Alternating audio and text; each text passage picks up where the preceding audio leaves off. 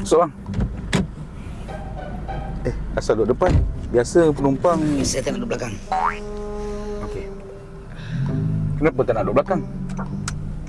Pasal saya nak duduk depan. Lihatlah, gurau je. Tengok muka macam sedih je ni. Ada masalah ke? Apa masalah? Pasal saya tengah tak gembira lah bang. Kenapa tak gembira? Pasal saya tengah sedih. Serius lah. Orang tanya ni. Memang tak jawab. Abang boleh gurau, takkan saya tak boleh gurau. Saya nak tahu kenapa awak sedih. Mana tahu boleh bantu ke. Kan? Saya pun nak tahu kenapa abang tak nak duduk belakang. Walaupun saya tak boleh bantu, tapi saya nak tahu juga. Okey. Saya tak nak duduk belakang pasal saya takut duduk sorang-sorang. Macam ada orang kat sebelah ni. Takut. Awak pula? Kenapa sedih? Macam nak cakap bulan ni kota body saya tak cukup abang untuk e-hailing. Tak cukup? E-hailing kan dapat kuota 800 liter. Takkan tak cukup? Kan dah agak lah, ramai tak tahu. Tak tahu apa, betul lah kan e-hailing dapat kuota 800 liter. Betul lah. Awak dapat berapa? 1 liter? Subsidi e-hailing ni bang, dia kira berapa kilometer kita jalan bulan lepas. Bulan lepas punya jarak, kuota dapat bulan ni. Kalau kurang 2000 km, dia 300 liter je dapat kuota. 2000 sampai 5000 km, 600 liter. Lebih daripada 5000 km baru dapat 800 liter.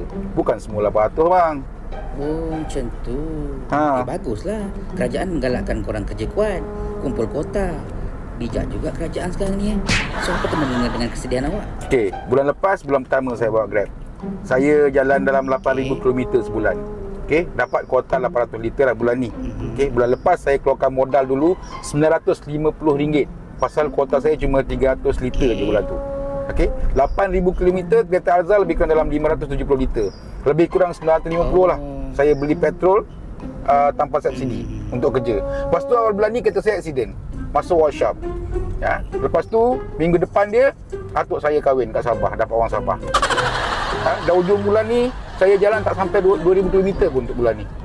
Baru 140 liter kuota saya pakai. Balance ada lagi 660 liter burn, macam tu je. Tak boleh bawa bulan depan. Memanglah burn kalau boleh bawa bulan depan. Takut ada yang salah guna jual minyak haram kan. Bijak juga kerajaan sekarang ni. Ya, bijak. Okey, betul bijak.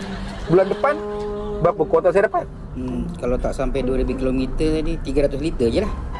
Bayangkan bulan depan saya jalan 8000 km lagi. Saya kena beli minyak tak ada subsidi RM950 lagi. Pasal kuota 300 liter saya dah habis. Dalam 3 bulan saya dah beli 1800 minyak tanpa subsidi bang. 1900, sorry salah. Iyalah, bulan depan boleh cover balik. Sabarlah. Abang tak duduk tempat saya, bolehlah suruh saya bersabar. Cuba abang duduk tempat saya. Berhenti jap. Buat apa? Sama je. Mana susahnya? Kau balik. Kalau pemandu teksi tak apalah. Tiap-tiap bulan dapat 800 liter macam bapak saya. Oh, bapak awak pemandu teksi? Abang rasa dari mana saya dapat bakat ni? Bakat memandu Grab ni? Mana tumpahnya nasi kalau bukan ke kuah kan? Kalau teksi tu kos operasi tinggi, tambang nak kena kawal, takut melambung. Lagipun teksi ni bukan kenderaan peribadi, tak macam e-hailing, boleh pakai jalan-jalan, pergi pasar. Kan, pasal tu lah kerajaan bagi 800 liter terus. Bapak saya pun selalu hantar mak saya pergi pasar. Bawa pergi PD pun pernah teksi dia tu. Lain kan rasanya bawa teksi dengan kereta sendiri pergi PD. Tapi awak jangan ambil minyak teksi bapak awak tau. Salah tau. Tak elok tau. Aduh bang, elok-elok saya tak terfikir abang dah bagi saya idea. Awak jangan buat. Salah tu. Kalau saya tahu saya boleh report tau. Pakai je apa yang awak dapat. Bersyukurlah dengan apa yang ada. Jangan kufur nikmat. Geng bersyukur tak kena tempat juga dia ni. Pantang betul je nampak rakyat buat salah. Abang ni siapa Abang nak tahu tak? Kesalahan yang rakyat buat tu kadang-kadang ialah refleksi kegagalan sistem yang ada bang. Kalau 1-2 kes kemungkinan tu masalah individu lah. Tapi kalau dah banyak kes, kerajaan kena baiki sistem, baiki dasar. Bukan tangkap je. Jangan nak perasan sistem tu dah bagus sampai orang tak ada nak kritik kan? Kita orang ni macam kena campak dalam pagar sesat yang tak ada pintu keluar tau. Bila kami nak main nyelat, nak panjat dinding, nak main tipu, dia orang tolak balik ke bawah. Okey, dah sampai dah. Apa yang awak cakap tadi semua saya akan beritahu kat bos saya. Bagi tahu bos.